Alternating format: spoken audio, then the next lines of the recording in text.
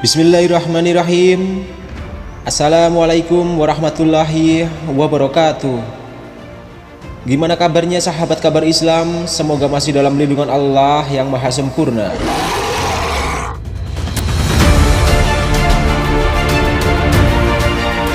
Ini adalah cerita Rasulullah Shallallahu Alaihi Wasallam ditemui iblis ketika para sahabat sedang bersama Rasulullah Shallallahu Alaihi Wasallam di kediaman seorang sahabat Ansar. Tiba-tiba terdengar panggilan seseorang dari luar rumah. "Wahai penghuni rumah, bolehkah aku masuk? Sebab kalian akan membutuhkanku."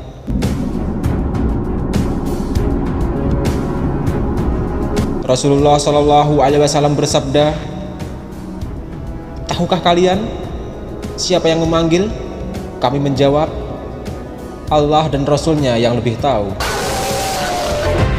Beliau melanjutkan, "Itu iblis laknatullah bersamanya." Umar bin Khattab berkata, "Izinkan aku membunuhnya, wahai Rasulullah."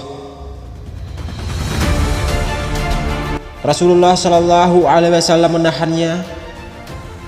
"Sabar wahai Umar, bukankah kamu tahu bahwa Allah memberinya kesempatan hingga hari kiamat?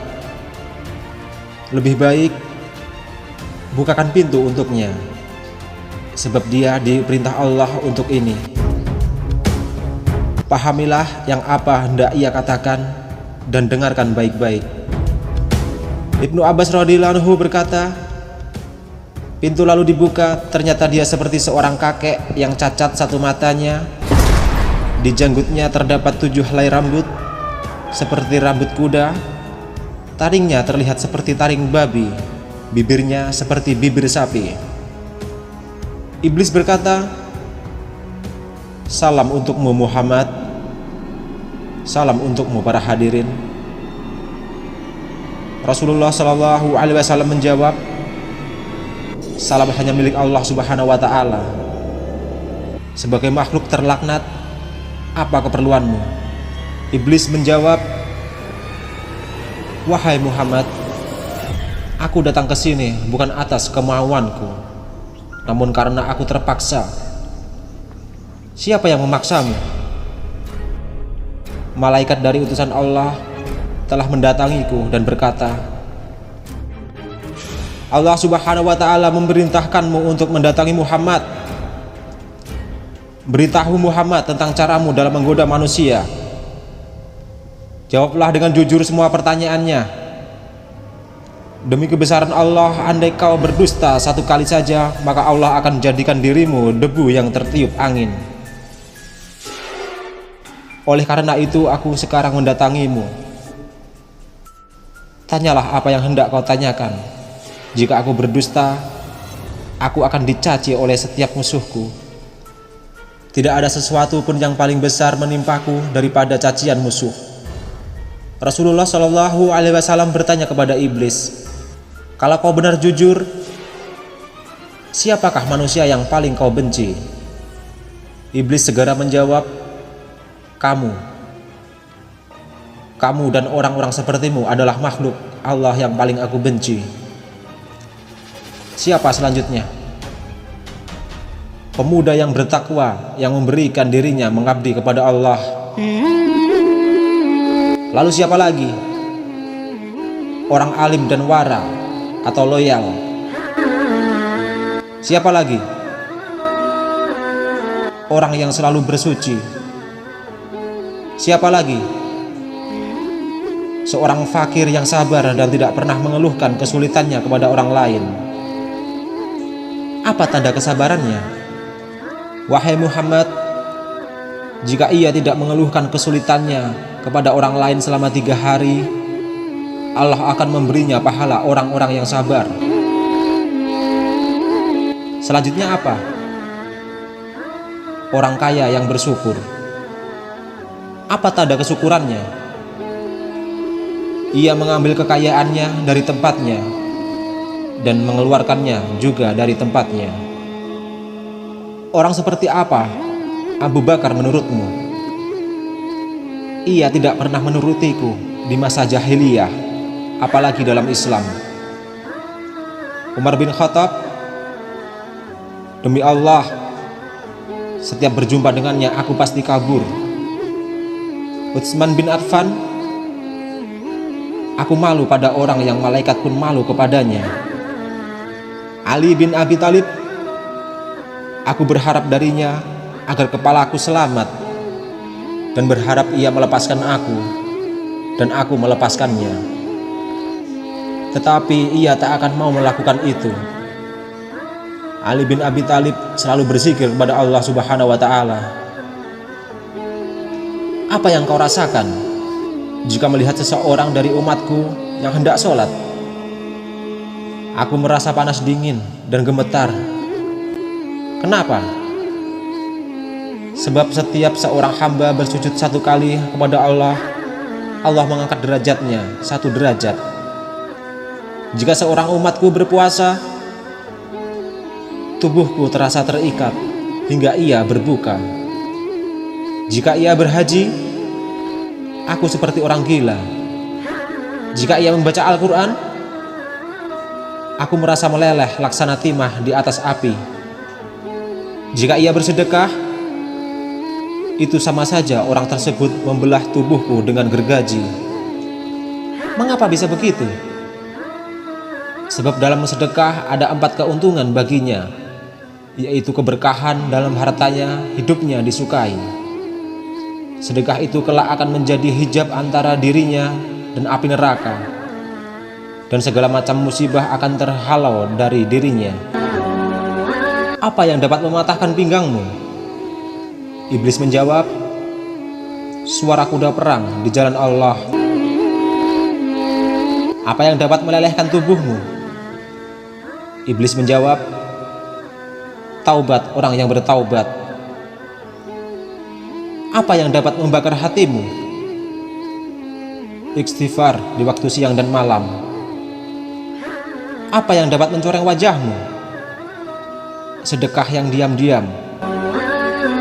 Apa yang dapat menusuk matamu? Sholat fajar. Apa yang dapat memukul kepalamu? Sholat berjamaah. Apa yang paling mengganggumu? Majelis para ulama. Bagaimana cara makanmu? Dengan tangan kiri dan jariku. Di manakah kau menaungi anak-anakmu di musim panas? Di bawah kuku manusia. Nabi teruskan bertanya, siapa temanmu wahai iblis? Pemakan riba. Siapa sahabatmu? Pezina. Siapa teman tidurmu? Pemabuk. Siapa tamumu? Pencuri. Siapa utusanmu? Tukang sihir. Apa yang membuatmu gembira? Bersumpah dan cerai. Siapa kekasihmu? Orang yang meninggalkan sholat Jumat. Siapa manusia yang paling membahagiakanmu? Rasulullah Shallallahu Alaihi Wasallam lalu bersabda, segala puji bagi Allah yang telah membahagiakan umatku dan menyengsarakanmu. Iblis segera menimpali, tidak, tak akan ada kebahagiaan selama aku hidup hingga hari akhir. Bagaimana kau bisa berbahagia dengan umatmu, sementara aku bisa masuk ke dalam aliran darah mereka dan mereka tidak bisa melihatku? Demi yang menciptakan diriku dan memberikanku kesempatan hingga hari akhir, aku akan menyesatkan mereka semua. Baik yang bodoh atau yang pintar, yang bisa membaca dan tidak bisa membaca, yang durjana dan yang soleh, kecuali hamba Allah yang ikhlas. Rasulullah Shallallahu Alaihi Wasallam lalu bertanya, siapa orang yang ikhlas menurutmu?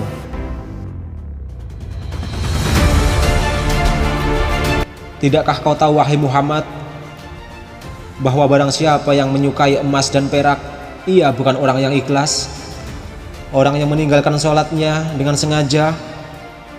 Jika kau lihat seseorang yang tidak menyukai dinar dan dirham, tidak suka pujian dan sanjungan, aku bisa pastikan bahwa ia orang yang ikhlas, maka aku meninggalkannya. Selama seorang hamba masih menyukai harta dan sanjungan dan hatinya selalu terikat dengan kesenangan dunia, ia sangat patuh padaku. Tahukah kamu wahai Muhammad, bahwa aku mempunyai 70.000 anak, dan setiap anak memiliki 70.000 syaitan. Sebagian ada yang aku tugaskan untuk mengganggu ulama, sebagian untuk mengganggu anak-anak muda, sebagian untuk mengganggu orang-orang tua, sebagian anak-anakku juga aku tugaskan kepada para zahid. Aku punya anak yang suka mengencingi telinga manusia, sehingga ia tidur pada sholat berjamaah. Tanpanya manusia tidak akan mengantuk pada waktu sholat berjamaah. Aku punya anak yang suka menaburkan sesuatu di mata orang yang sedang mendengarkan ceramah ulama, hingga mereka tertidur dan pahalanya terhapus. Aku punya anak yang senang berada di lidah manusia.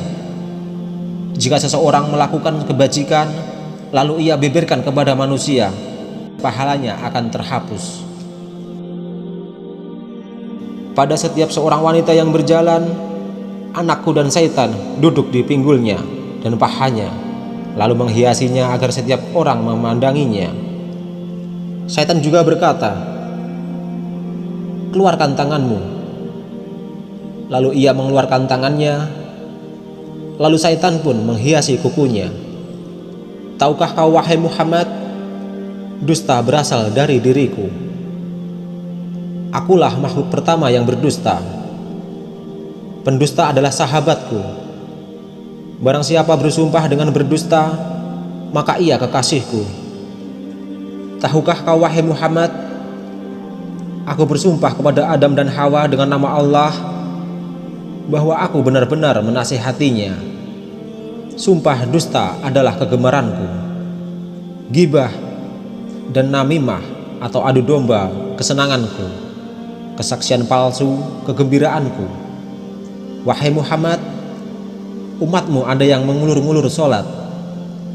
Setiap ia hendak berdiri untuk sholat, aku bisikan kepadanya, "Waktu masih lama, kamu masih sibuk."